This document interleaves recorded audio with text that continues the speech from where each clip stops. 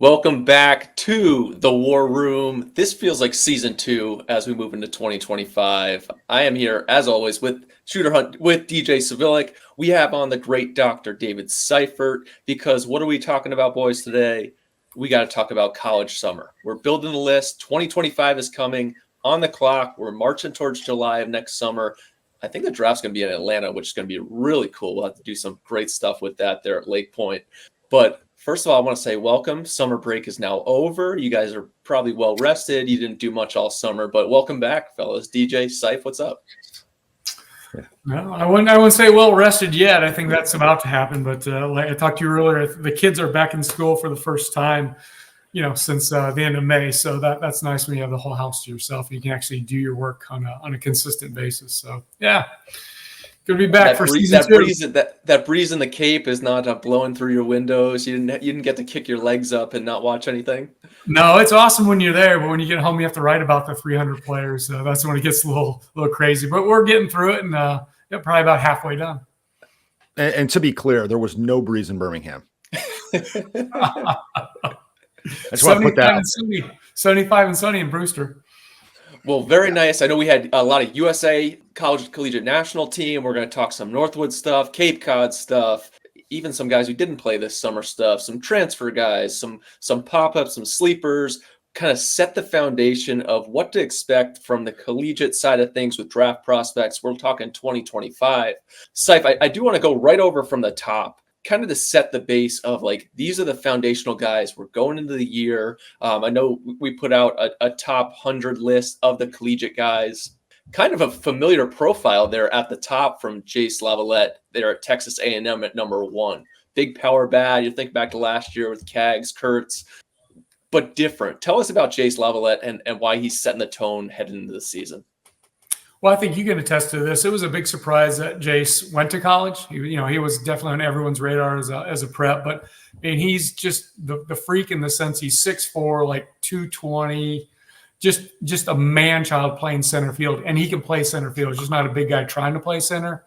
He can play center field. So he's unique, very unique in that regard. He has power, he has speed, he can throw. I think that the final thing he has to answer is just cut down on the swing and miss. If he becomes that guy, then he's similar to Kaggs, where he has just huge power, but now he can play in the middle of the diamond. So his value is just so much greater. But just kind of an athletic freak with a huge body. It does sound familiar to Kaggs. We're talking about cutting down the swing and miss rate. We're already the number one guy everybody's going to start nitpicking at over the next 10 months or so. But it does feel like SEC bat has performed. The power's there. Hey, profile is top 10. Put him in the lane. Let's see what happens. DJ, is that something coming out of the summer in building those lists from a director's side? You're seeing these guys, especially the directors now, it's late into the summer. You're trying to sign guys all the way up to August 1, August 2, whatever the date is. And then you're flipping over. Okay, who do we got coming next? Oh, yeah, I saw this guy on TV. He did well in Omaha. What's going on from that sense? Well, this is a good example. Laviolette's a really, really good example. I remember seeing him at area code games, and I asked him questions of our scouts about this player. This is back when he was in high school. Very, very interesting player. Seif, you just mentioned maybe he shouldn't have even ended up on a college campus. A conversation for another day, I think, when we get into these high school players and what you're trying to do in the summer. But in the case of Laviolette, you didn't see him play in the summer. There wasn't really a track record. If memory serves me right, there was an injury. So when he did tee it up and he did play, you had a player that was coming off of an injury, so you just didn't know much, and he didn't do much. There's a strong commitment to A&M, and all of a sudden he surfaces there. And interestingly enough, I remember I rolled in there.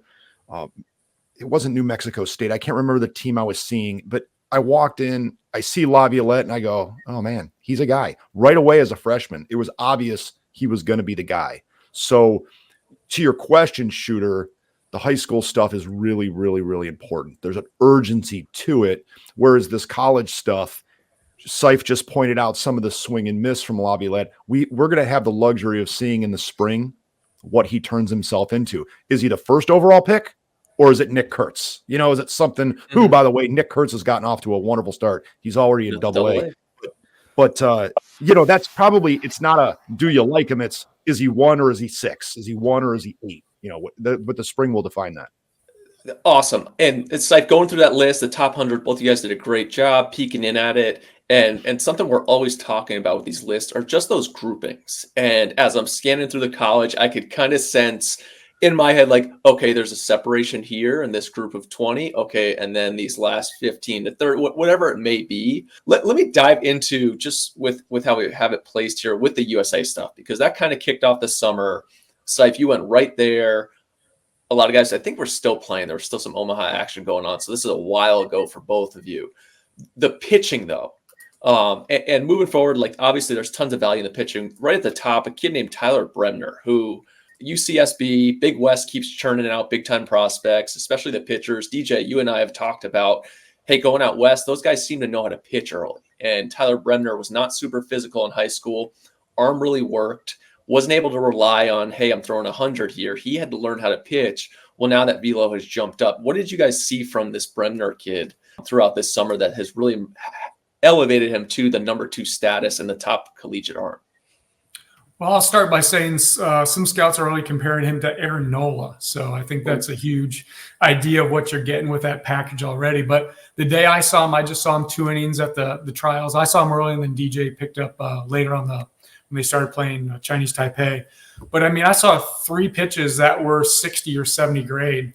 His fastball is up, sat 95, 96. I think he touched a 7, but his changeup is just crazy. They're talking about, well, you pointed out the Yoho guy in Pro Ball AA right now. And then I saw some highlights of him over the weekend, but it's that's kind of sick changeup, like the best in college baseball this coming year.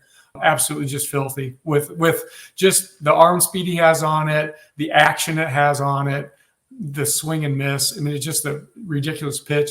And then he throws an absolutely ridiculous. It's a 70 grade turbo sweeper, to go under the lefty bats and the right-handed bats. But I mean, he's just got 3 70 offerings. So I hate to compare people like Paul Skeens and even mention the name Aaron Nola, but that's the type of talent in Chase Burns with his, with his 360s or 70s. That's the type of, right-handed pitcher we're talking about.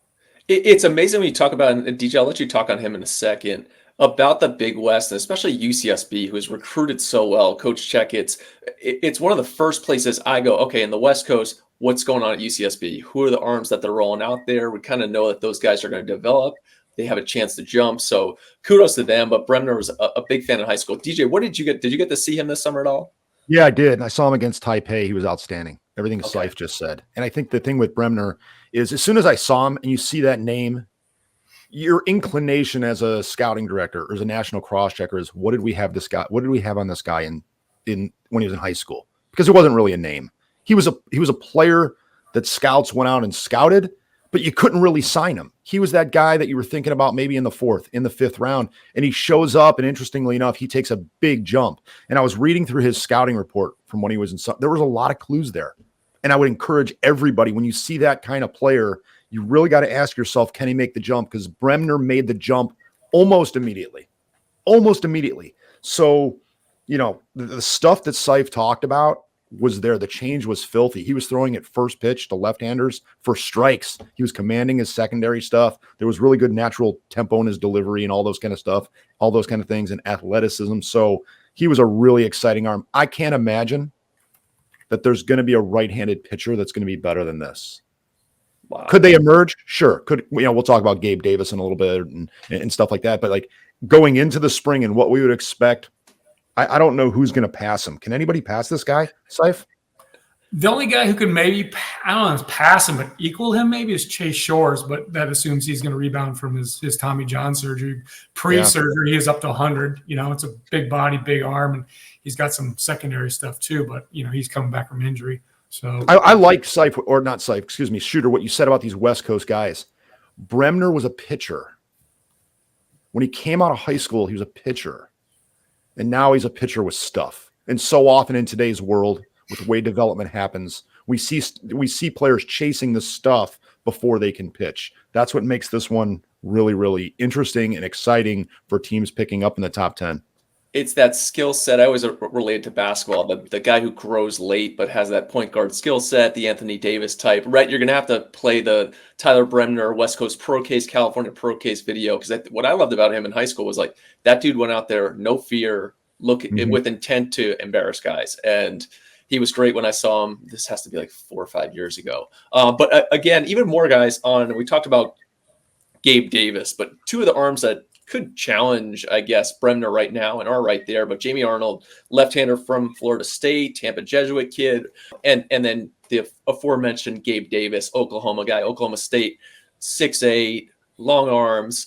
Both guys that we really liked in high school. And we go back to Bremner. All the ingredients are there, just like you said, DJ. Like and I think when we put out our list and our high school list, hey, there's a grouping of guys we really like who their signability may not be there, but these are strong follows going to college. Those three were all very much towards the top.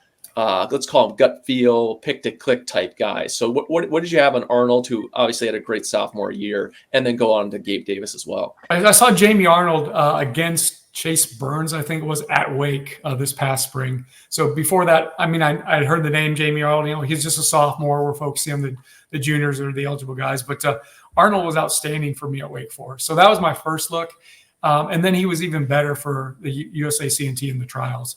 I mean, it's a lefty up to 97, but it plays. I hate to say it plays above 97, but the fastball plays. It certainly doesn't play below 97. It's a live fastball. It's a lower slot, so it's got that ride. It's going over the bats, and then he can sweep the breaker in there, and he's got the makings of a third pitch changeup too. But he is the top lefty. Is he Hagen Smith yet? No, Hagen Smith had that knockout slider, but Jamie Arnold's fastball plays better than Hagen Smith. So they both have that plus pitch, and then just kind of go from there. Bremner throws. I guess the comparison is a Hader, is a Josh Hader with that type of slot and that type of funny fastball. But he's the number one lefty on the board for good reason. Stuff is unbelievable. Interesting comparing to Bremner, the high school aspect of it. And we just talked about this. The stuff jumped. He was able to pitch. He got a lot of swing and miss on the fastball, which was probably more 88 to 91 his senior year. All of a sudden, that velocity jump that I can still remember talking with our Florida guys, Caden Hatcher, Rock Irovesti, that, geez, this guy's throwing 97 now. All of a sudden, throwing program. I don't know what the mess hall looks like at FSU, but I'm sure they're giving them some really good food, gets stronger, gets out there. So shout out to them. What about Gabe Davis? We going over to that side. And DJ, I'm going to start with you with Gabe Davis because you saw him great. And I remember us talking about it. What do you got on him? Yeah, so Gabe Davis, because he's so tall, there's a little bit of cynicism. There's a little skepticism when he walks onto the mound because you don't see guys like this. Chris Young, maybe. How big is he? Is he 6'8", 6'9"? This guy's huge. And I can only imagine what this looked like in high school when he might have been 20 pounds lighter, trying to control the long limbs. What I was surprised, before we get to the stuff, which is plenty good, I was surprised how easy he was in the strike zone, because when I went back and looked at some of his performance in the past, it's understandable why they developed him as a reliever. So with Davis, I don't know which direction this is going to go. I suspect at Oklahoma State, they give him a chance to start. And if he does, he can completely blow up. We took a guy that didn't work out years ago, Andrew Brackman, but he's a basketball player and another really, really tall guy with really, really good stuff. I was really surprised and I got a really brief look. They brought him in relief.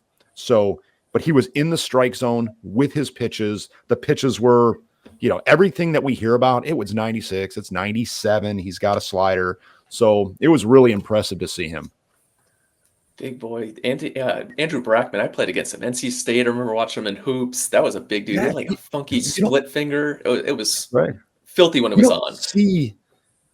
The thing with Davis, when you see these kind of guys, I remember a few years ago, who's the left-hander that went to Florida? Pierce Coppola, right? Mm-hmm. He's still there. Like when you get these big, tall guys like this, you just don't see a lot of them in the big leagues for understandable reasons. It's really hard for them to get to their release point consistently. You're talking guys with really, really long levers. So with Davis, I found it interesting that he was able to get in the strike zone. It didn't look very difficult for him to get in the strike zone. And then the stuff was the stuff. So when he goes out and if he can show the ability to start this year at Oklahoma State, he might have supreme prospect. I don't think he's going to challenge Bremner. I'll put that out there right now. I don't think he challenges Bremner, but I do think that he's got an opportunity to really elevate his stock as we move into 2025. We talk about those long frames. Let me put you guys on the hot seat with a fun question. At what point do you start ticking up to he's too tall? What is your threshold? Is it 6'6", 6'7", 6? When does it become, man, it's going to be tough to repeat these things? What is your personal gauging point of height? DJ, you first. When he can't throw strikes.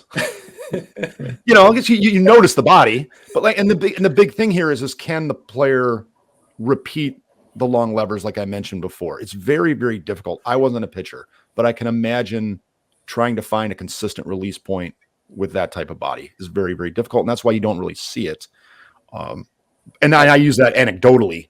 It's the player will tell you whether it's going to be a problem or not. And leading up into this year, you had a guess Gabe Davis might have some release point issues. He doesn't pound the strike zone. Maybe he's turned the corner here. And that's what I like so much when we talk about college players. Yeah, we need a roadmap. Yeah, we need to know who we're going to go out and see. But the spring defines what they are. That's the difference between college and high school. The summer carries most of the load for the high school player, specifically the high school hitter. Whereas the college player, we're going to see him so much. I don't know how many times Seif is going to see Gabe Davis at least once next year, but there's a chance he runs into him twice or so. And the player is going to show us what he can do. So for me, those tall guys will show it. Seif's now a disciple of the command center, so he'll see Gabe Davis on plenty of occasions with that Big 12 TV package. Seif, let me move on to a couple more arms here that I have some questions about from USA. Kyson Witherspoon, big righty. Ben Jacobs, left-hander, who we'll talk about his high school teammate at Huntington Beach in a little bit, a hitter that you liked as well. And then Anthony Ianson, who I have to tell you, I didn't know who Anthony Ianson was, but the way that SEC Twitter went nuts about his commitment in the end to LSU, I should very much know who this guy is. But can you talk about those three guys real quick? Yeah, sure can. Kyson Witherspoon, I'd seen him at Oklahoma during the spring. And we'd been on him. He went to junior college. He has a twin brother, which is really interesting. He and his twin brother Malachi were competing for spots on the USA CNT, which was really cool. But anyway, Kyson was good at Oklahoma. He's just a kid that continues to get better and better. As the story goes, I guess Kyson used to be not as good as Malachi, and Kyson's passed him, and it keeps going. And now it looks like Kyson's going to be easy top 50 overall pick just with his continued development. But he's 6'2", 205 pounds, super athletic. Fastball's up to 98. For me, in the 2 innings he pitched for me, he located that fastball to all parts of the zone. He just wasn't arm side, or he just wasn't up, but he was able to pitch with his fastballs to different spots. But his cutter is really tough to barrel. It's low 90s, and he's got a plus slider. That's his bread and butter's out pitch, 86, 87. He needs to be able to subtract. I think that's the goal for him, just to continue to throw quality strikes, but also throw something soft. His changeup's kind of a work in progress at this point. But man, he's athletic. He's from what I've been told, he's a really high aptitude learner, learns quickly and just takes to the next thing. So, there's no ruling out the first round for this guy, but he definitely had a nice spring at Oklahoma and followed that up with a really good summer. Before he went to the CNT, he was in the Cape just for a short period, and he did really well there as well. The next guy you talked about, I'd never seen either, Ben Jacobs, lefty at Arizona State.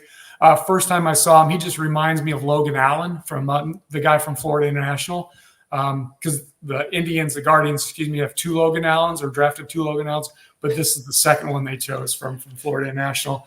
And I will say I was definitely the high guy, comparing myself to the industry, not to all 30 clubs individually, because who knows where they had him. But as far as where the industry valued Logan Allen, I had Logan Allen in the first round. He went in the second round. Ben Jacobs is I'm not saying he's a first rounder, but he's that type of guy that when the dust settles and you're looking like, hey, man, who's really good? Who can really pitch? Who gets outs? Oh, he's left-handed. Ben Jacobs is that guy. He's 92 to 94.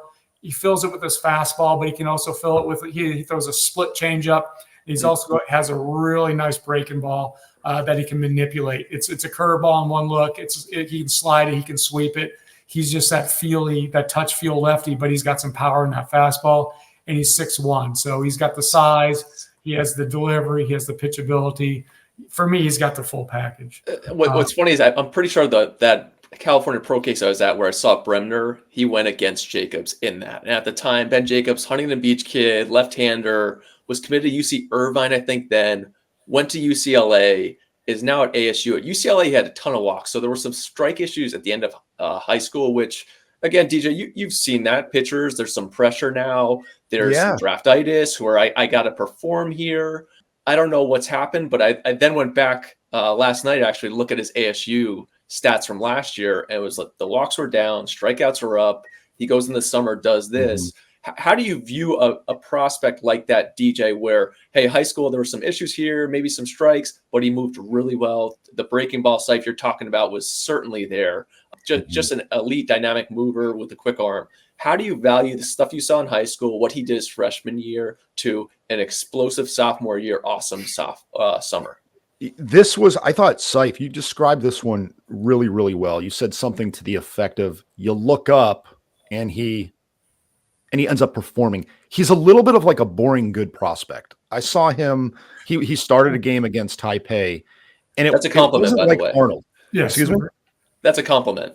Yeah, it's a compliment. Yeah, I mean, he's like boring good because he doesn't light you up like Arnold coming out at 96 or Gabe Davis or some of these other guys. You just learn to appreciate these players. And when you look back on his journey, you said, this is what he was in high school. Then he surfaces at UCLA. He's got a really slow tempo, methodical delivery, very thoughtful in how he does things. And he's really emerging as a really, really good prospect. So from a progression standpoint, it is very encouraging that he's been arrow up the whole time. And along the way, he's learned how to overcome some of these hurdles and obstacles that he's had. So really, really encouraging. And yes, when I say boring good, that is a compliment. A lot of times you watch a big league game. What's the big deal? Well, the big deal is he just gets outs all the time, So this was a pretty, at first glance, it doesn't look exciting, but then you go back and you start diving into his information. You get really exciting about a guy that just knows how to throw strikes and navigate a lineup. Outs runs, the name of the game. Yeah, and for me, the exciting part is when I started scouting way back when, I learned like, hey, lefties that get swing and miss, those guys automatically get bumped up a couple rounds or whatever you want to say. Jacobs struck out 102 guys in 66 innings last year. So yeah. That's good stuff. He has good stuff, and he struck out 102 and 66.1. There's not too many guys doing that. That's Chase Burns territory. So Jacobs is a really good one. And then you want me to move on to Ianson? Well, DJ, what did you have, DJ, real quick? I want to jump in on a little story here. And this is how scouting works. We now have talked about what we talked about Bremner. We talked about Gabe Davis. Now we talk about Jacobs, Kyson Weatherspoon. And I'm not going to add much to what Seif said because his stuff was electric. The story here, though, is he's a twin brother. And if I can take myself back a few years, I specifically remember our scouts going in and watching Malachi, who in and of himself is a good prospect. But the scouts are going in and they're loving on Malachi and they like him. I didn't even know he had a twin brother. How about that one? Didn't have a clue. Scouts didn't tell me that. And he had Malachi needed to go to JUCO for a minute. Whereas Kyson here, I didn't even know he existed. And all of a sudden, here you go, the young brother, or not, excuse me, not the young brother. Is he younger? They're twins. So a minute, I think, yeah. He's a minute younger or something. But here comes Kyson. And again, Malachi is a good prospect in and of himself. But here's the late bloomer that just blows up that guys weren't even talking about when he was in high school. So we've got Kyson, we've got Ben Jacobs, we've got Gabe Davis we've talked about. Players get better in college. Interesting, those arms. Well, Seif, let's go over. I want to hear everything you have on Anthony Ianson because where did he come from? I think he was another Big West product. No, yeah, he's UC San Diego heading to LSU. Yeah, for anybody east of the Rockies, and I've heard on podcasts before, like, the Big West. Yeah, they're a nice up and coming conference, which baffles my mind to people who have not done their history homework and checked out what the Big West does. If you haven't, make sure you do that. But he heads to LSU. What did he do in the summer? What are we expecting? Is he Paul Skeens? Is he Thatcher Hurd? Is he Gage Jump? What will he be at LSU? And where does he fall into the draft category? Easy day one guy. Not first round at this point. and obviously it's a long spring. But I didn't know anything. Guilty as charged. I didn't know anything about him. West Coast, sophomore, not draft eligible, UC San Diego.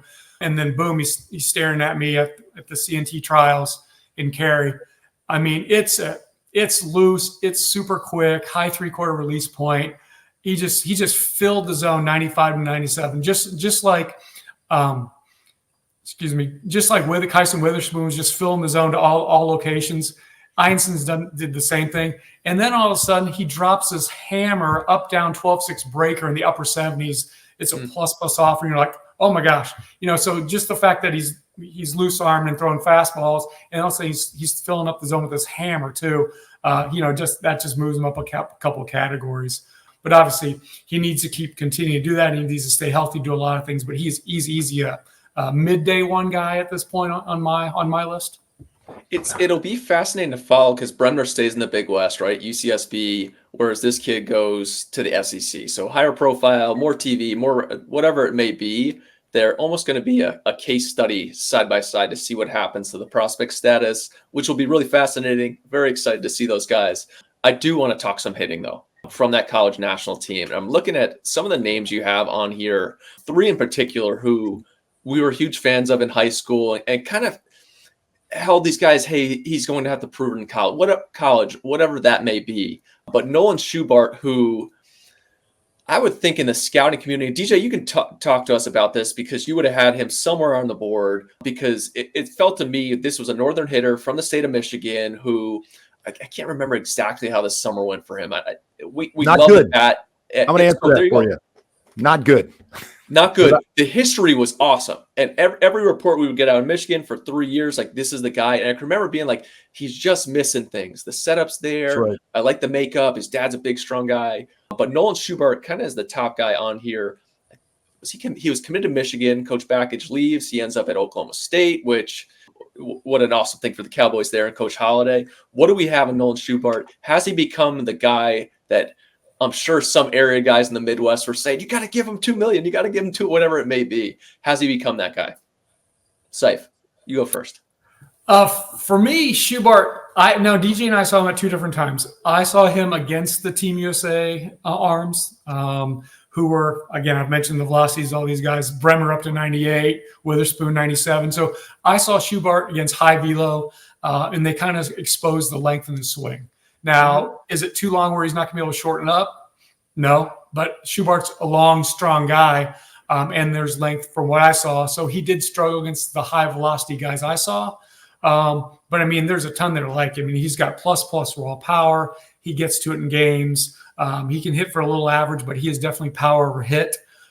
He's got to cut down the strikeouts just like Lavalette. But Schubart is definitely a guy you're thinking, hey, top half of the first round at this point in the year. And I'll let DJ speak to what he saw against Chinese Taipei, against lower velocity, but definitely guys that could pitch. DJ, what do you got? Yeah, the history on Schubert, I love these stories. I really do. We just talked about this with not so much Cags, because Cags was a pretty well-known commodity. But when we look back on this previous year's draft, every year we see it happen. And ironically, we talk about that in June as we're getting ready for the 24 draft. And within a month, here's the player that was just like Condon and just like Kurtz. He was one of those guys. Now, he was a known commodity, and I'm joking around saying he wasn't good. The interesting thing is I remember watching him in Cary, and I was talking to an agent who years ago represented him or was, and he said, hey, watch this Schubert guy. He's pretty good. And I love, and this is the prep baseball thing. And Shooter, you and I just talked about this when we were talking about East Coast Pro and area codes. We have a track record on these players. The scouting directors do not.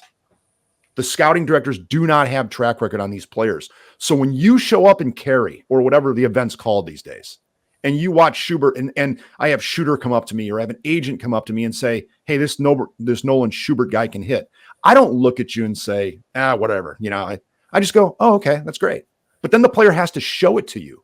And what we know is the players aren't good all the time. That's just part of baseball. It's a very difficult task. And Schubert, I can't sit here and tell you he was poor. I wouldn't say that, but he wasn't memorable. You didn't leave the summer going, hey, this guy from Michigan can really hit. What you leave and you go is, hey, there's a guy in Michigan that's supposed to hit. He didn't really hit. And at that point, it's over. And then he surfaces at Georgia, or in this case, he surfaces at Oklahoma State. So hats off to the people that had the track record on the player and why it's so important. When we talk about high school stuff tomorrow or the next day when we come on, it is so important that you have track record on this player. It's tying that back to just real quick to this. So like for somebody going on Schubart early out of high school, we can't look back and see what he would have done in college and that, hey, we actually saved $4 million along the lines of a kid like JD Dix, who was a Wisconsin prep product, who got a ton of money this year coming off an injury. That area guy went to bat for him. I think Diamondbacks took him. So shout out to that guy because we loved him. And we can't write a alternate storyline in parallel to what he would have been in college. But like along the same lines, if somebody had pushed in there, he's gone off to college. We'll see what happens then. But go ahead, DJ. He may have needed it. Seif, you're going to know this name. Who was the player? AJ, Diamondbacks shopped in Wisconsin again. AJ, basketball player. Vukovic. There you go. Somebody decided to bite on Vukovic. The Diamondbacks did. Nobody bit on Schubart. And certainly Schubart looks like he's going off the board in the first round, maybe really high in the first round if he can clean up some of the things that Seif referenced, because he certainly isn't the guy that you walk in even now as a junior. I didn't walk into Team USA and go, oh my gosh, look at this guy. It's a clean slate. And he's got this. I'm not comparing him to Freddie Freeman. Let me be very clear here. I'm not comparing, but it's not easy on the eyes. You don't walk in and see Schubart and go, wow, what a pure swing and what this and what that. And then the game starts. This was one of the most dominating Team USA. Now, it's Chinese Taipei. I get it. Okay. The velocities are like 88 to 92. You might get a 3 or 4 once in a while. But this guy, they didn't even want to go near him after game 1. He hit 2 home runs in Fayetteville. That was my first day there. He hit one to right center field. And he hit one to left center field. I'm talking, these weren't like wall scraping home runs. These were 70 raw power executed swings. And after that, they didn't want anything to do with him. So he ends up just in game 3, he walks 5 times. In game 4, he walks 3 more times. So I like the story of Nolan Schubart, and it looks like it's going right down the road of Nick Kurtz. I was going to say, Seif, let me put you on to wrap up Schubart, the Kurtz meter, because he sounds very similar to Kurtz. Fairly athletic, first baseman, left field, left-handed hitter. Talk about those walks there, the power. How close is he right now to Kurtz? I think there's a gap just because Kurtz, the thing that people really like about Kurtz is a plus defender, and Kurtz had just crazy bat speed. Schubart is going to be left fielder, maybe first baseman. It's not going to be plus either place. Now Schubart has similar raw power as Kurtz, but Kurtz's bat speed just stood out for me. Like, to me, there's bat strength and bat speed. You want the combination. Kurtz had the combination. Schubart doesn't really have the speed. Anyway, nothing against Schubart, but to DJ's point, Schubart in 5 games, he batted .600, 2 home runs, 7 RBIs. He walked 12 times again in 5 games. His on base was .818. So that's the type of guy that DJ saw against Chinese Taipei. So no doubt first rounder if he can just keep progressing like he's done. But to me, Kurtz is just a category. They're both first rounders, but Kurtz is above Schubart. Let me be clear. I do agree with you, Seif. He's more Heston Jerstead. He's more Nolan Shanuel. He's more Freddie Freeman. Now, what do I say that? Do I think he's going to produce in the big leagues like Freddie Freeman? I don't know that. But when you watch this guy, Kurtz was pretty pure. I like your example there. I'm saying with Kurtz, this area of the draft, this is where this guy is probably going to fit. But he looks more like a Jerstead. You look back and look at Jerstead's history of some swinging and missing. He did it. He was a little bit funky. It wasn't the purest setup approach swing. Same thing with Freddie Freeman. Wasn't the purest, easiest swing. Certainly Nolan Shanuel, who went in the middle of the first round, that was kind of a funky approach. So I like him kind of like those guys where his uniqueness to how he hits, he makes it work. So whether it's a hand-eye coordination thing or he's probably going to go up in that area so long as he doesn't just fall off the map with strikeouts, which you just can't anticipate that. He's around some really good people at Oklahoma State. Josh Holliday, Matt Holliday, the people that he has surrounded himself with. Maybe to your point, Shooter, a lot of times it is a good route for a player to go to college, especially if you're going to put yourself in a situation where you know what you are and the people that you're surrounding yourself are going to get the best out of your talent.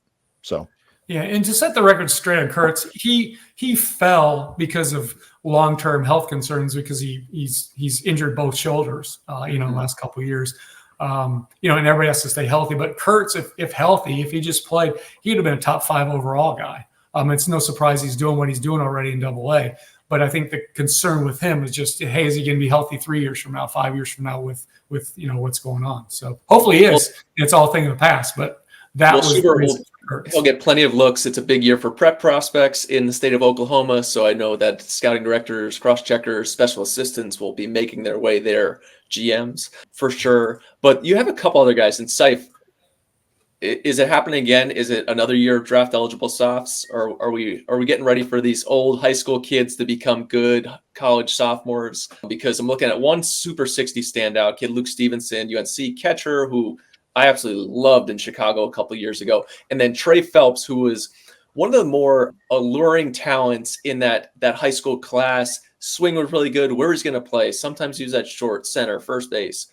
But a really good athlete, would get off some good swings, had an awesome freshman year at Georgia, really helped propel them, aided in propelling them. I think Charlie Condon probably propelled them the most. But talk about those two guys, especially Luke Stevenson off the top, a backstop there in Chapel Hill. Yeah, to answer your first question, there are 4 sophomore eligibles, to be sophomore eligibles that could likely go in the first round.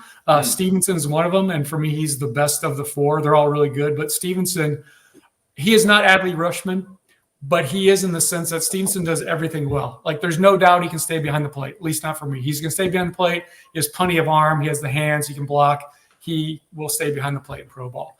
At the plate, he has power. He can hit for average. Again, not to the extent as Adley, but Stevenson is that type of guy who can impact the game in all areas besides base running, which you don't want your catcher to anyway.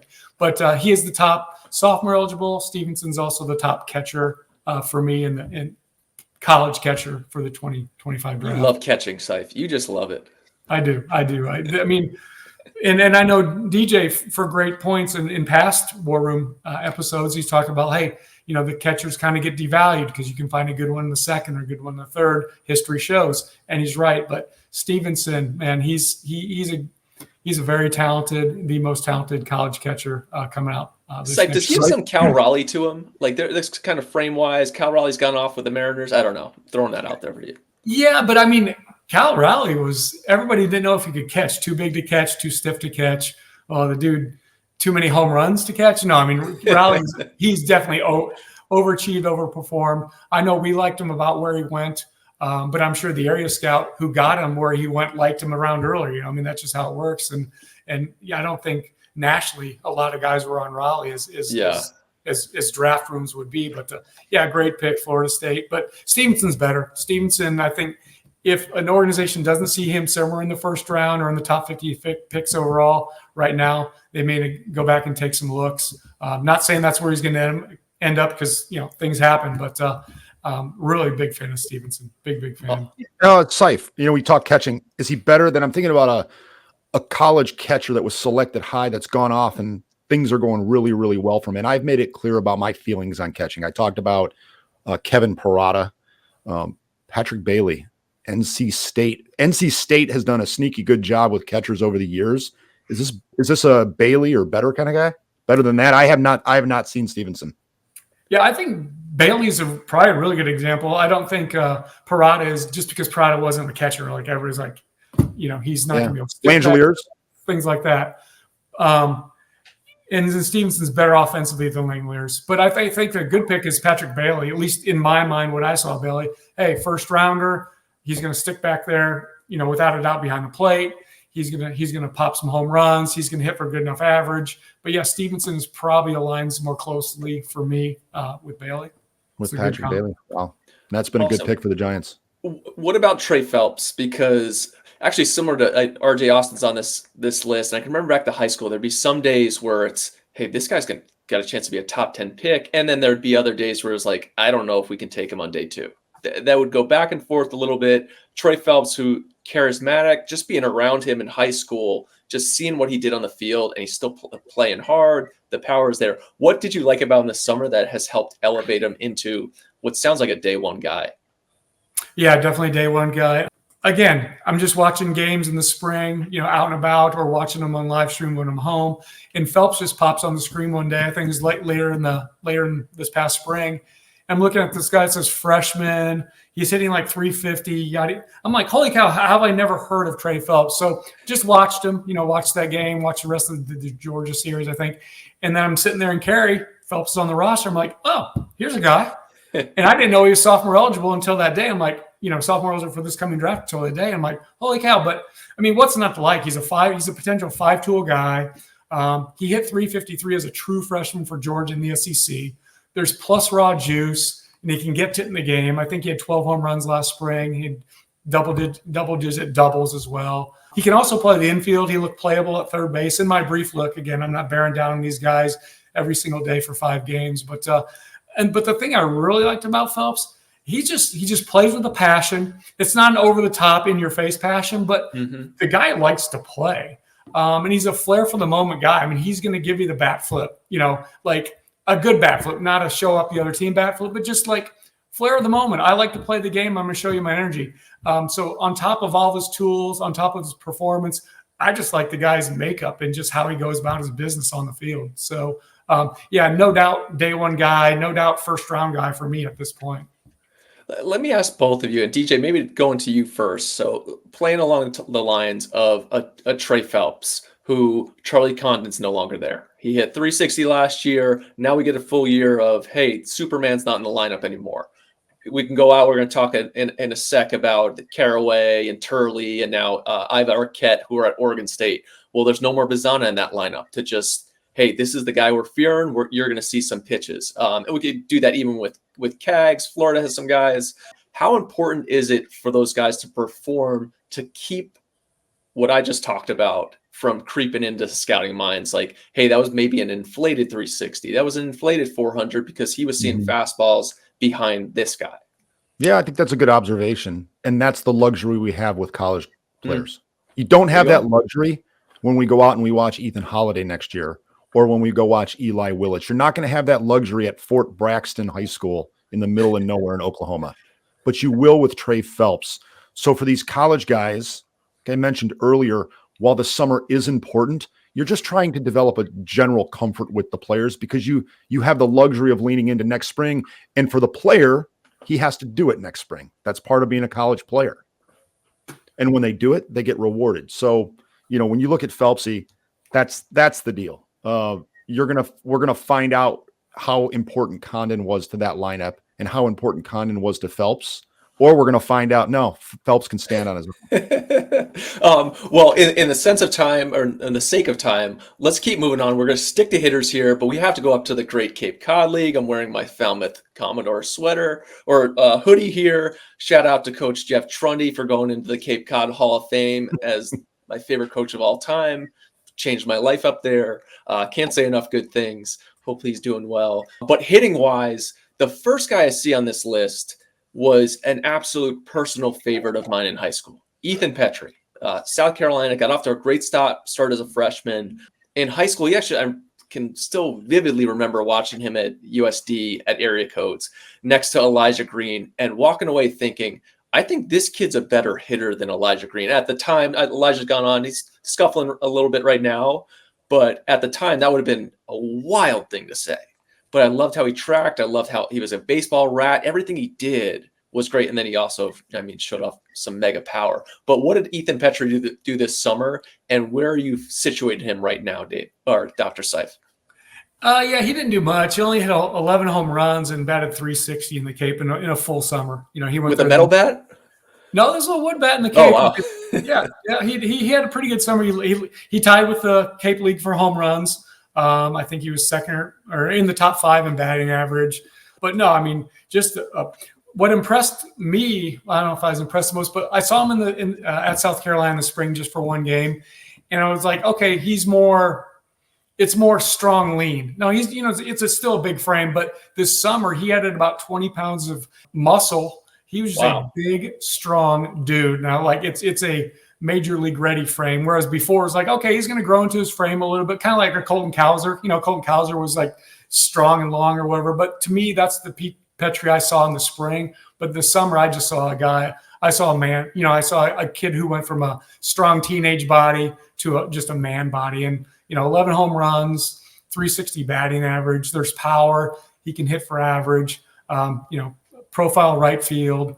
To me, he's right there behind Level A and ahead of Schubart as far as power bats.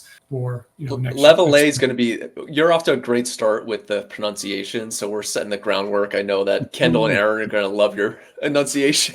Hey, are you reading my notes? Because as soon as you said it to start this cast right here, I went in my comment section and I put pronunciation LAVALETTE.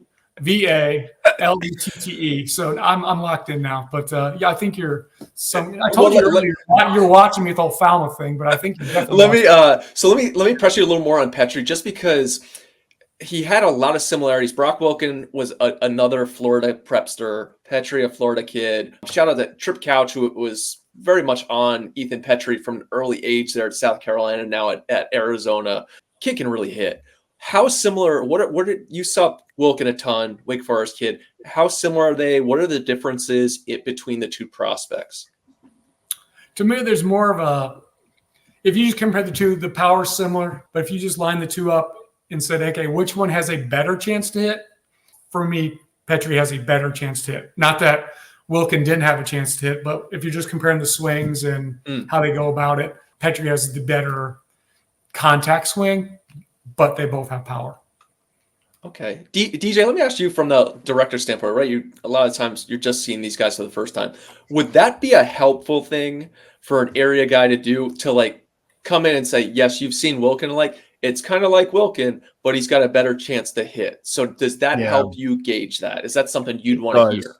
Yeah, it does, especially when they're in high school. These players that we're talking about here, the French guy, how about that? I'm not going to try to pronounce his name. I'm going to go with the French guy from Texas A&M, the French Texan. Cajun. The French Cajun Texan. Anyways, so you got Laviolette. We talked about Schubert, right? We talked about Nolan. Now we're talking about Petrie. These players, it's okay that they end up on a college campus. When you're in a director's room or when you're in a major league draft room, if a player, these are all corner position players, just like Condon was, just like Kurtz was, it's very, very difficult to pay the freight on one of these kind of guys if they don't do what Tristan Casas did. And I only bring up Tristan Casas because you had a high school first baseman who was Team USA, and he absolutely raked, and he gave you all of the ammunition you needed to pay the freight. When these players, these types of players get held to an extremely high standard. And if you're just picking them in a bubble, sure, you can grab one of these guys. But you're comparing him to a pitcher. You're comparing him to the college guy that performed at a really high level against better competition. So that's why these guys end up on a college campus, and then we end up talking about them, and it's okay because there is a high probability that if they would have signed out of high school, the outcome would not have been the same.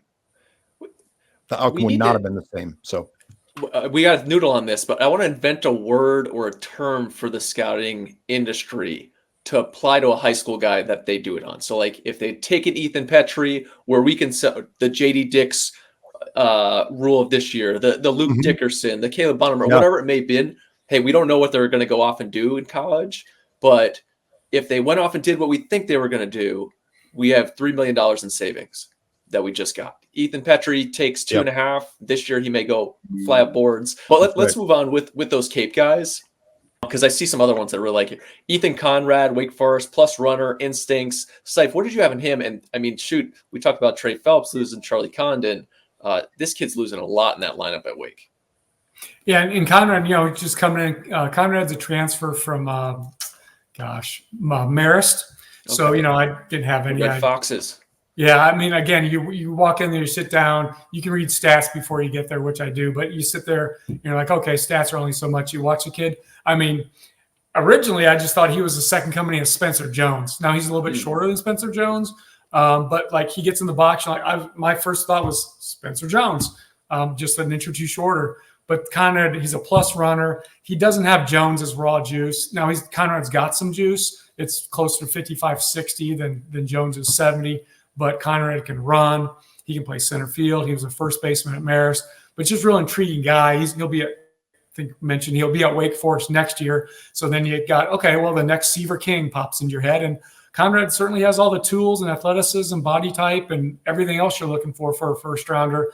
Not saying he's there yet for me, but he's definitely a guy you need to go, as DJ mentioned before, the guys you want to see. And I'm throwing out first round or this round or whatever. I'm just putting these guys in a bucket for my scouting director to see, or my national cross-checker to see, or the regional cross-checker. This bucket, that bucket, this bucket. And Conrad's not in my first round bucket for the scouting director to see in the first couple of weekends, but Conrad's definitely in that next bucket that you want your national guys to see really, really quick. So intriguing guy, 6'2", 6'3". Like I said, he can run, he can defend. He's hit over power right now, but it's definitely power that's going to develop. And I think it's kind of the developing type of pop that I personally prefer.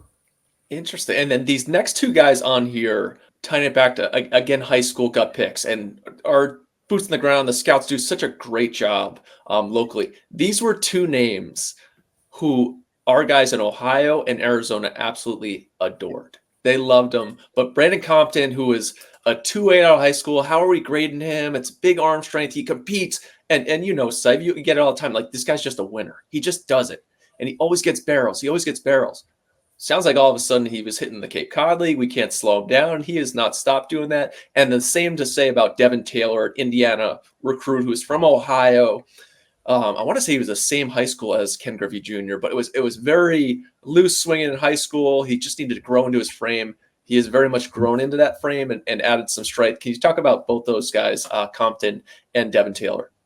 Yeah, and you know me, I'm throwing comps out here today. So like both of those guys for me could be like the James Tibbs of this year, right? Like that. They're both bat. Like the bat is their tool. Their other tools are good enough. They're going to play the outfield and be fine out there. But like these are bat guys, and these guys rise just like Tibbs went from, hey, yeah, second, third rounder, and all of a sudden Tibbs right there smack dab in the middle of the first round. And maybe Compton, that ceiling might be a little above what he is. He might be more of end of one, early two when it all shakes out.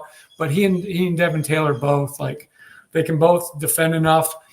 You said Compton used to have a really good arm. I've never seen him pitch. I think he was a prep pitcher. Had Tommy John, redshirted as a freshman at Arizona State. Had a really good redshirt freshman year there and had an outstanding Cape. But I mean, this is a guy. You talk about pitchers competing on the mound. This is a dude that just competes in the box, and he found more barrels than anybody in that same amount of time that I was out there. Right below him was Devin Taylor as far as finding barrels. Taylor had a really good summer. He was in the middle of his hot streak, or his what he was doing really all Cape until I got there. And then just seemed like after the All-Star game, Taylor kind of got tired, went downhill a little bit just from the long summer, and really struggled there at the end. But if you just take away his last couple of weeks, he had an outstanding summer. But he had a really good spring, another really good spring for Indiana as a sophomore.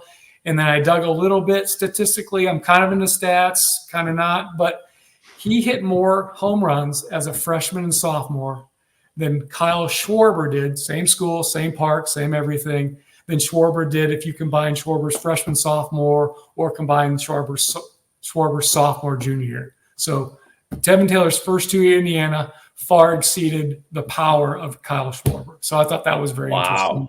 So, we just got the soundbite right there. Yeah. Let me throw this out there after you just talked about Devin Taylor. I saw Devin Taylor for the college national team. I'm going to put this out there. I really like when good players play for Team USA and then pack up their bag and they go to the Cape. No doubt. Love it. Love it. So, you know who did that? Brooks Lee did that a couple of years ago. Brooks Lee did that. Players that love to play the game. They're telling you a lot about who they are as people. what the game means to them, how much fun they have playing the game. And when it's a good player that does that, it's just a feather in their hat. You don't forget those little things about players as you're trying to separate them. So I thought I'd lob that out there. Well, Seif, I can't wait to talk about the Tibbs Award. Is this a Tibbs guy? Is probably what I will ask you in each of our subsequent meetings on here. But let's shift over to the pitching on Cape Cod. You got a trio of arms on here that we want to talk about. J.D. Thompson, lefty from Vanderbilt, Lone Star State product. Braden Oswalt, a right-hander from Kennesaw. Kennesaw's done an absolute awesome job. They keep turning guys out. And then Jake Clemente, who you and I were discussing a lot at the end of the season, a right-hander out of Florida. Yeah, those three. I mean, the Cape pitching. What DJ talked about. Usually, the hitters will go from a lot of the hitters will go from the CNT back to the Cape. Pitching, not so much. Pitching once they're done with the CNT, they just kind of shut it down. So I don't want to say we're getting the second tier pitching, but none of those guys are first rounders. Now they all could pick up the pace and definitely be sniffing day one. But it's to say they're first rounders like a lot of these hitters we just talked about. They're not, but they're certainly talented. So starting with J.D. Thompson, I mean, he had a really good this past spring. Was very good at Vanderbilt. He's 5-2 with a 4.15 ER, and against lefties who strike guys out, he punched out 74 and 52. But his biggest thing is he's got a heater. It's a 100th percentile whiff rate this spring. Like whiff rate is 36.3. So he lives off that. He also spins a couple of different breaking ball and a slider. That's the most effective of the two. And then he also has a nice low 80s changeup. But as far as advanced pitchability lefties, J.D. Thompson's that guy. He probably fits comfortable, second round at this point. But again, lefties that have success, you can't really overvalue those guys in my book. Anybody checking his hand? Anybody checking for sticky substances? Wasn't he the kid who got tossed from Vandy during the spring? Was he? Okay. So I'm pretty sure he was. Well, leading up to another really good arm in the Cape, and probably not a day two guy unless we continue maybe a slight shift back to the sinker guys who can really pitch and get soft contact, can log innings. But Braden Oswalt, righty from Kennesaw State, I saw him pitch in the spring at Kentucky, and he really dealt on Kentucky that day. He was good again in the Cape. I did not see him in the Cape, but I know just with what I saw in the spring and then the numbers he posted for in the Cape this summer, he's a guy. He doesn't fit. He'll sit there. He'll live in the low 90s, upper 80s with a really good sinking fastball, and he can spin it too. But he's more, again, a soft contact inducer. Averages less than a strikeout per inning, but very efficient, very competitive, and very good. And then Jake Clemente from Florida, saw him a lot on TV. He was a middle reliever for the Gators, turned starter in the Cape. He'll run it up there in the mid-90s, has a breaking ball, improving command.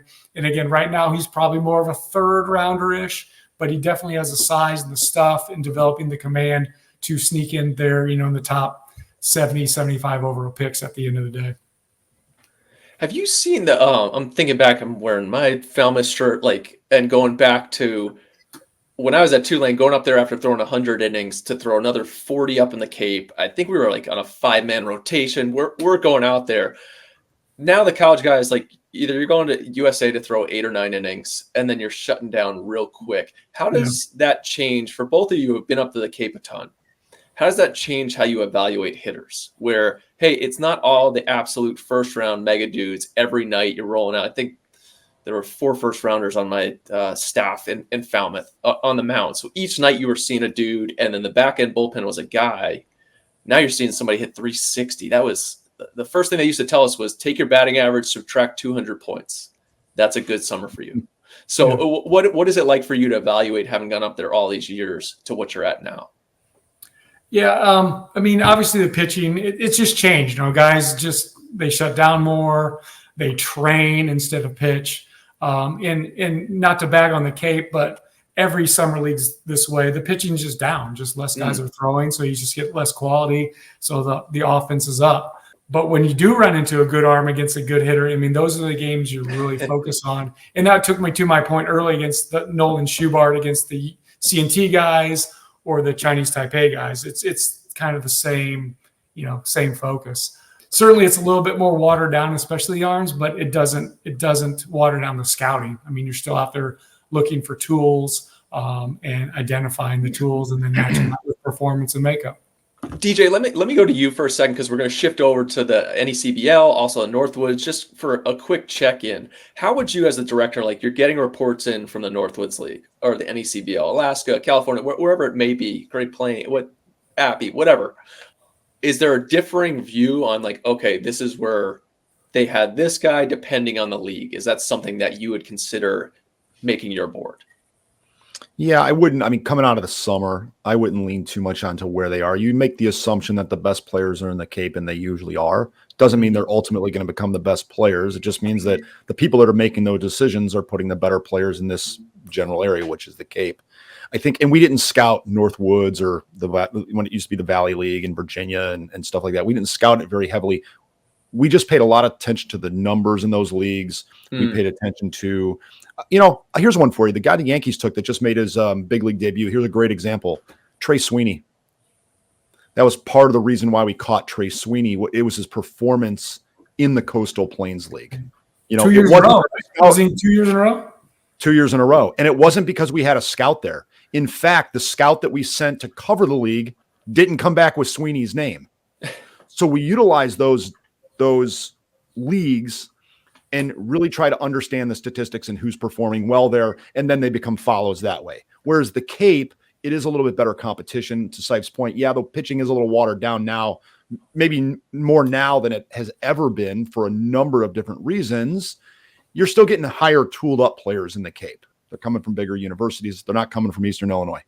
So the stats are important, it helps you fill up the hopper with some players to go see when you see them in the Northwoods League. I personally love the Northwoods League, especially for hitters. So I can't say the guys who opted to go get at bats there, guys in general who opt to go get at bats and play, I'm a huge fan of. Helps the development curve. Seif, this kid at ECU though in the NECBL and the NECBL seems to produce some like fun second and third rounders. You got Ledbetter on here, who's a comp to this guy Dixon Williams at ECU. What do you got on him? Well, he could be the next. I put that on there as far as like the next Colton Ledbetter, right? Kind of a guy in the NECBL, under the radar, goes from Sanford to Mississippi State. Now Williams is at ECU and staying at ECU, but he just continues to put up numbers. With wood, with metal, it doesn't matter. And I'm not sure he's going to be a second rounder, but just another rising guy like we just talked about. He could be the next unheralded guy. Boom, he's on your radar. All of a sudden he goes off on the third round. You're like, oh yeah, I saw him in the summer. So another interesting guy. Very nice. This has been a longer show for us. There's a lot to talk about, and I do want to almost break it up here into one more segment just to go through the collegiate list, kind of layering some guys, because I know we're going to spend all fall looking into what these guys are doing. Seif, you'll be planning out what the spring trips are looking like, connecting dots with I-95 visits, heading down to Arizona, Texas, wherever it may be. There's actually some nice tournaments, Seif, that I've already seen out there that I'm envisioning you sitting at for weekends. Man, I'm trying to put together my fall schedule of college scrimmages, and you're already doing my spring, man. So if you're going to the Puma Classic, you know exactly where you're going to start the fall. But let's dive more into the top 10. We've talked about the top 5 guys with Jace Lavalette, pronunciation, Tyler Bremner, Jamie Arnold, Nolan Schubart, and then Ethan Petrie. Those are the top 5. Chase Shores, we mentioned, he's coming back, was a huge name in high school, 100-mile-an-hour arm. There were some sneaky videos coming out from D1 that showed some great stuff from him. But then at 7, Cam Canarella, who huge name out of Clemson, probably everybody's favorite player, plays hard. There's energy there, made an incredible play there in that super regional in center field. Luke Stevenson, who we talked about. Let me talk about Dean Curley, because we talked about some other draft softs. You have Curley here at 9. Did he play this summer? What are we looking at with him? He's a California product, was committed to SC. SC changed his coaching staffs. He ends up at Tennessee. Even Tennessee had some injuries. He ends up playing shortstop for them, has a great year, and now he finds himself into the collegiate top 10 2025 MLB draft prospects going into the fall. What do you got, Seif? Yeah, he only played for the CNT this summer, but I'd seen enough of him at Tennessee as a true freshman to know, like, hey, we got a special guy here. I mean, it's just special tools. He's got a 70 grade arm. He's 6'3", 215, so he's a bigger guy. Kind of like Arquette, we'll probably talk about here too. So they're bigger guys who play shortstop. Most likely will end up at third base, not because they don't have enough arm or enough athleticism, just because they're are big guys. But they can play shortstop. But he also has power in his bat. I mean, he's got plus juice. So 70 arm plus juice, you play up the middle. You're 6'3", 215, you're athletic. That's a guy for me. And he's just my number one gut feel guy after, again, seeing him in the spring, see him a limited at-bats for the CNT. But he's just that for me, Tennessee has a guy who pops every year, right? Oh, yeah.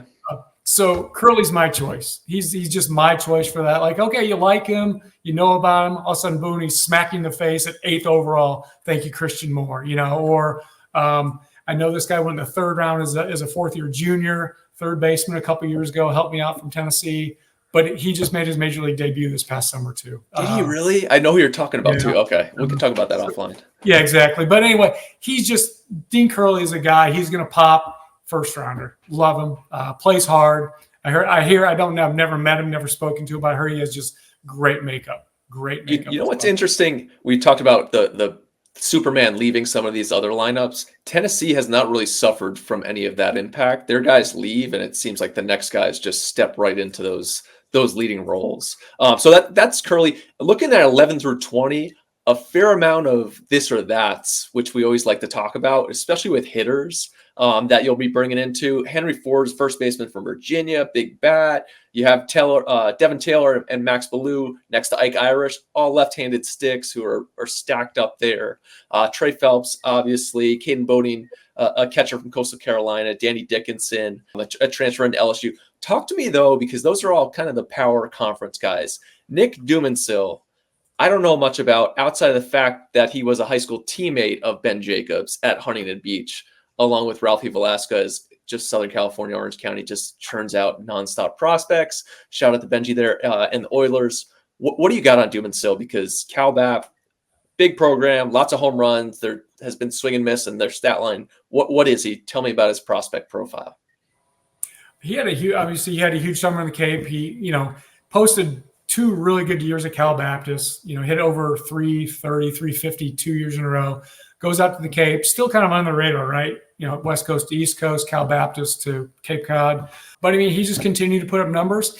I saw just a loose, whippy swing. It's a little too pull happy for what I really like. I'd like to see him drive the ball to right center occasionally, or at least stay through and stay on pitches. But there's no denying the athleticism, the body type. I mean, he's 6'2", 205 pounds. Watching him one game before the All-Star game and then in the All-Star game where he just went up there, easy swing, pop, high towering fly ball home run to left field, rounds of bases in the All-Star game. So he's got it all. Potential 5-tool guy. He's not going to steal 30 bases, but he's going to get his dozen. He's going to get his 10 or 15 bags. But, just a good athlete, good player. There is some swing and miss. I really didn't see it in the Cape. I'd heard about it. But, looking at the numbers here, he only struck out 13% of the time at Cal Baptist. And I think it was even lower than that in the Cape. So just real good bat-to-ball guy with some whip and some pop in the swing. And kudos to him. DJ, we've talked a lot about the Schubert where, hey, somebody could have signed him and we just wouldn't have known. This kid was not like that. I went back and looked at some video from, I think, his sophomore year in high school that you can check out his profile. It's a bit remedial. It's very pedestrian, not something you expect. But the fact that he was at Huntington Beach, he's in Southern California, kudos to him for continuing to work because he made himself into what sites call a potential 5-tool guy. But he was not in the same boat as the Schuberts and the Petries, who are like very well-known names. Awesome stuff. I always love to see those guys who refuse to stop working and then rise as much as you guys do. Well, look at the guy from Utah Valley State. There's another example. He was just a nobody. He didn't even have a college scholarship after his senior year. He was going to Ottawa University. Excuse me, guys. He was going to Ottawa University, just to bring up another name, Danny Dickinson. So this stuff happens where players are overlooked and they don't always have to be high in rankings. They don't always have to be well known by Team USA. Now, there's not a lot of these players out there, but there are these examples of kids that are overlooked and end up at places and really define their careers by how they go about their business. Dickinson's another one. So it's Seif, I'm going to kind of close us up here with some shortstops because pitching, we're going to see it in the spring. That's what it feels like. We'll get some names throughout the fall that will raise tiers, lanes for them. The spring will dictate. Some of these hitters, though, especially the shortstops that I'm looking at here a little bit later. So Jalen Flores, still at number 22. He was at draft soft, opted to go back to UT. Shout out to NIL right now. What a time to be a player. Oh, my gosh, I wish I was in school. Merrick Houston, Ivar Arquette, who's now Oregon State. Merrick Houston, who's at Wake Forest. And then the kid Aloy, who's at Arkansas. Man, that guy takes absolute daddy hacks. It seems like a solid group where we have positioned them, you especially, into following them through the fall, into the spring, and having a chance to move them up one lane, keep them in the same lane, going down. Not a super, hey, we're going to move them 6 tiers up. They are sitting with a chance and an opportunity. Talk about those guys. Really, Arquette and Houston, I guess you could throw Keelan in there too. Just some comparisons with those guys. Because I think Aloy's a little bit different. He feels like a little more physical than those guys and a different profile. But what about Arquette, Houston, Keelan? Let's give those 3 a comparison. Arquette, I'd heard West Coast, Washington. He didn't get a lot of national exposure, sophomore, right? But what impressed me is how big he is. Like, he's a really good athlete, but he's like 6'4", 215 pounds. But the way he moves, very athletic, actions, very good, arm strength. He checks a ton of boxes. We've got him right now, 28th overall. Kind of, he's in the right spot. He's going to get a lot of exposure. Had a really good Cape. But for me, first look this summer in the Cape, we're going to get some more. But I think we have him in a really, really accurate spot for where he's at. I know there is some industry talk. He was the buzziest. Him and Ethan Conrad, who we talked about earlier, they were the 2 buzziest guys in the Cape towards the end of the year. Kane Kepley, a guy, a transfer to North Carolina, he was another, but he was more like first half of the year. But Arquette, ton to like. He's got the full package. I'm not sure if he's going to stay at short or move to third, but either way, he's on the dirt player for me. Merrick Houston, saw him with the CNT. Word was, the bat's real light. A defensive wizard. Agree with the CNT look, but the more I watched him in the Cape, and I went out there for my 9 days, saw the All-Star game, saw a bunch of games, but I come home and I also follow the Cape. I continue to watch every game on their live streams. It's gotten really good here post-COVID. Their live streams are outstanding. Good announcing, good everything, good play-by-play. I watched every game of the playoffs that I could, and Houston just continued to get on base. So he's never going to be a 20 home run guy, but he's going to be a high on base percentage guy, probably a 2-hole bat that plays plus defense. And the funny thing about him, he's that guy that he's a plus defender on the move, but he gets very average when he's standing still on the routine ball. So I don't know how you break that. I've never taught infield. I'm a left-handed guy. So I don't know how you make that better, but just very intriguing because he makes every single play on the move. It's amazing what he does. Throws a little bit higher slot than normal too, but super interesting defensive guy whose bat for me improved just from early June of the CNT to the end of the summer, with this time in the Cape. I always like to say there was a Jeter-esque feel to him where Jeter wasn't the explosive A-Rod power guy, but did everything right, made plays, was a heady player on the base. You talked about a 2-hole type. Are there any similarities to that? Not to say that he's a Hall of Famer and we're not throwing out those mega comps, but more along the lines of, hey, we're not looking at, like you said, the 40-homer shortstop of, the late 90s. We're looking at, hey, this guy's going to be a winning ball player, makes plays, and can hit at the top of the order. Yeah, and again, I think his best case, well, maybe not best case, but he's some sort of version of Alika Williams. Right at this point, Alika, everybody knew he was going to play shortstop. Good defensive guy. Just the bat might be a little light, especially in the power department. So as far as past first rounders, I think help me out here, DJ. Alika was a first round. He was a comp. I love that comp. That's what I put down when I saw him at CNT. This is an Alika Williams kind of player. Very accomplished defensively, and he was very accomplished the day he stepped on campus at Wake. We saw Merrick when he was in high school, and he wasn't really an offensive player. So any offense you get out of him is going to be a bonus. If you have some, I don't think it's on video. You see the backhand play he made on game 4. It was my last day with the college national team. It would tell you everything you need to know about him as a defender. Tremendous player. And I think maybe another recent example, more recent example is probably Griff O'Farrell. Now, O'Farrell to me is a little bit better, is better defensively just because O'Farrell made the routine play look super easy, and O'Farrell could also make the really good play look easy. O'Farrell's a better defender, but Houston has just a little more punch in his stick. But we're talking the same area of the draft for all three of those guys. And then the last guy, in there. Yeah, and then the last guy, Aloy. I think huge things were expected on his transfer to Arkansas. He probably didn't fulfill them offensively. And to me, I think long term, he's more of a second baseman, but he's going to have a second baseman with some juice, maybe hit 250, drop 20, 25 home runs. But I think down the road, Aloy is a second baseman, but he's going to play shortstop at Arkansas, and he'll be fine there. But yeah, I think he's more of a second rounder. I'd have him, and we do have him slightly behind those other guys, but I like it how we have him aligned at this point, and let the season begin. Awesome, Seifert. The last thing I want to do, just so you can get it on the record in case these turn into fruition, any sleepers that you want to provide, or I can read them off for you, the ones you wrote down here? Yeah, I don't know if they're sleepers. I mean, just my gut feel guys, we've talked about all of them, like Dean Curley, Devin Taylor and Compton becoming the James Tibbs 2.0, Ben Jacobs sneaking his way into the bottom of the first round, or at least high in the comp.